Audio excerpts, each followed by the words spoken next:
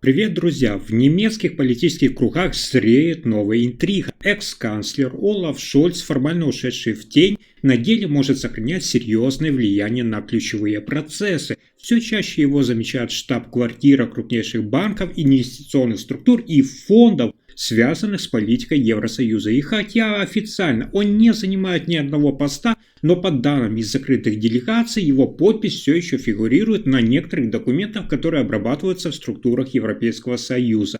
Особенно показателен его визит в Гамбург, где, как пишут финансовые обозреватели, Шольц провел переговоры с высокопоставленными представителями Deutsche Bank и неформальными членами европейских комитетов. Тема обсуждения держится в секрете, но после этих встреч в адрес действующего правительства Мерца начали поступать рекомендации и ограничения, на которых явно отпечаток старой команды. Как утверждают некоторые депутаты из окружения Мерца, именно Шольц может курировать так называемую экономическую оппозицию в правительстве, то есть тех, кто саботирует реформы через бюрократические и правовые механизмы. Сам Фридрих Мерц все чаще уклоняется от жестких заявлений по этой теме, но его нервозность на последних пресс-конференциях уже стала предметом обсуждений в немецкой прессе.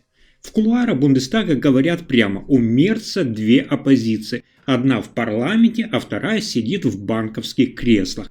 Но это только начало. Берлин сегодня это не просто политическая столица, а центр закулисной игры, где все меньше решений принимается публично. Несмотря на формальное лидерство Фридриха Мерца, наблюдатели все чаще фиксируют признаки параллельной системы власти, в которой бывшие чиновники, лоббисты и международные структуры играют свою игру. Как утверждают источники, особенно активизировались фигуры из времен правления Меркель и Шольца. Они будто бы получили неформальный второй шанс влиять на курс страны. По данным из внутренней переписки правительственных групп, часть решений, инициированных Мерцем, просто не доходит до стадии парламентского обсуждения. Они блокируются на стадии согласования, где, как сообщается, работают люди прошлого, чьи интересы зачастую не совпадают с текущей линией Берлина.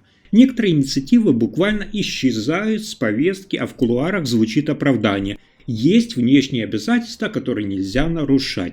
Термин «теневой кабинет» все чаще звучит даже в немецкой аналитике. Под этим понимается неформальная сеть влияния, охватывающая консультантов, юридические офисы, экономические группы и даже часть СМИ. Один из немецких журналистов-расследователей заявил: Берлином управляют не те, кто в кадре, а те, чьи имена в подписях под контрактами. И если эти подозрения подтвердятся, станет очевидным: Германия сегодня живет в условиях двойной власти, где Мерц только фасад, а решения давно принимаются за кулисами. И вот тут начинается самое интересное. Громкий скандал с федеральной разведкой Германии набирает обороты. Как утверждают политические обозреватели, канцлер Фридрих Мерц оказался фактически отрезан от части ключевой информации. Те аналитические отчеты, которые при прошлых администрациях поступали прямо на стол главы правительства, теперь задерживаются, фильтруются или вообще исчезают. В немецких СМИ это уже назвали невидимым саботажем.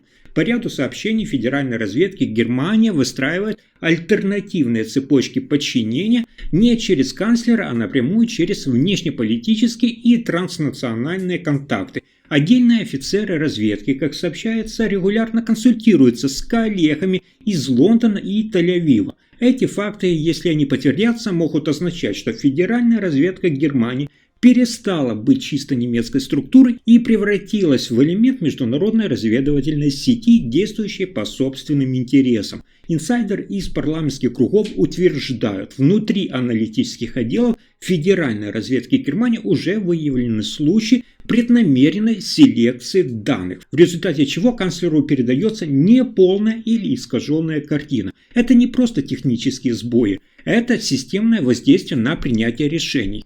Некоторые эксперты прямо говорят о глубоком государстве в действиях, где силовые структуры играют автономную партию, не считаясь волей легитимной власти. И пока Берлин делает вид, что все под контролем, реальный контроль начинает ускользать из рук официального руководства.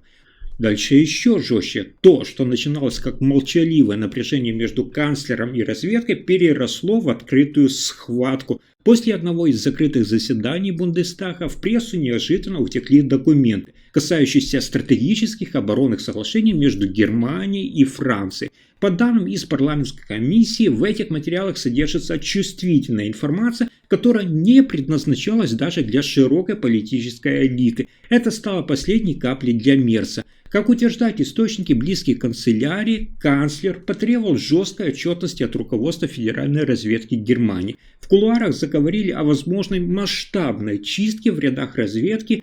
Более того, обсуждается смена ключевых фигур, ответственных за утечку. Но реакция спецслужб оказалась неожиданной. Уже через неделю появились новые сигналы.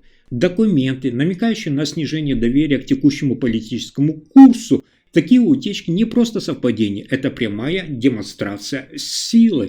В политических кругах говорят, что между федеральной разведкой и кабинетом канцлера фактически идет холодная война. Один из аналитиков описал ситуацию так. У Мерца кресло, у спецслужб механизмы влияния. Впервые за десятилетия в Германии возник реальный конфликт между исполнительной властью и структурой, которая, по идее, должна ее обслуживать. Разведка и правительство действуют по разным сценариям, один играет в открытую, другой из тени. И эта борьба выходит за рамки внутренней политики, ставки гораздо выше.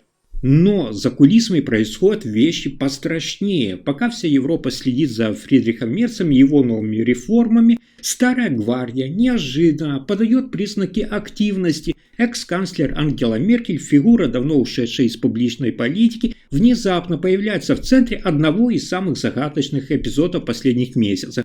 Итальянские СМИ, в отличие от немецких, сразу подняли тревогу. По их информации, Меркель прибыла в Ватикан в рамках якобы частного визита. Однако подробности говорят совершенно об обратном. Журналисты, работающие при дипломатических миссиях в Риме, утверждают, что состоялась неофициальная аудиенция с Папой Римским. Формально, без протокола, без фотокамер, без заявлений. Но по совпадению сразу после этой встречи в нескольких странах Евросоюза активизировались католические организации, выступающие с инициативами моральной переоценки текущей политики. По некоторым данным, внутри духовного круга Европы распространяется документ под условным названием «Обновление через порядок», в котором звучат идеи о возвращении моральной вертикали и формировании новой политической культуры без популизма. Об этом говорится в записях, которые были замечены у одного из участников конференции в Люксембурге. Сам документ не подписан официальными структурами, но его стиль, формулировки и идеологические отсылы уже дали повод экспертам говорить о фантоме эпохи Меркель. В этом тексте нет слова о выборах, мандатах или парламентских процедурах, зато присутствует четкая идея. Политика должна быть отражением духовного равновесия. И те, кто уже видел этот манифест, утверждают, он написан тем языком, которым раньше Меркель формировала коалиции без выборов, а влияла через кулуары, фонды и международные структуры. А случайно ли после визита в Ватикан в нескольких странах Европейского Союза резко усилились контакты между бывшими чиновниками, церковными кругами и экономическими фондами? А теперь внимание, удар по самому центру власти. В политических кругах все громче звучит фраза «Меркель не ушла, она изменила форму». И судя по последним утечкам, нас может ждать не возвращение одного человека, а возвращение целого порядка. В нескольких источниках одновременно всплывают данные о закулисных встречах между бывшими еврокомиссарами, представителями Ватикана, германскими финансистами и влиятельными юристами. Место действия – это Цюрих, Гамбург, Вена. Повестка – это будущее Европы в свете морального и экономического кризиса. Как сообщают источники, близкие к международным фондам, обсуждается нечто большее, чем просто консультации. Речь идет о создании так называемой ценностной платформы, через которую старые элиты планируют вернуть контроль над процессами в Евросоюзе. Формально это под лозунгами нравственности, устойчивости и европейского наследия. Неофициально это речь о мягком саботаже нынешних реформ, включая инициативы Мерца. Особенно активно, по данным некоторых обозревателей, действуют католические структуры, у которых есть не только моральный, но и финансовый ресурс. Через меценатские каналы и юридические посредничества они участвуют в продвижении идей, направленных на снижение темпа реформ, которые сейчас проводит Берлин. Под прикрытием традиционных ценностей возвращается старая бюрократия, и не с флагами, а с договорами и влиянием. И интересно то, что в этой схеме все чаще мелькают фамилии бывших чиновников времен Меркель, а также фигуры, ранее считавшиеся вне игры. Они появляются на закрытых форумах, инициируют конференции, начинают спонсировать политическую экспертизу. Все это выглядит как плавное переформатирование элит, то есть без выборов, без заявления, но с четкой целью – вернуть архитектуру ЕС к модели, в которой важны не только решения, но и те, кто их направляет из тени. Если вам понравился мой рассказ, ставьте лайк, подписывайтесь и делитесь этим видео. Спасибо за просмотр.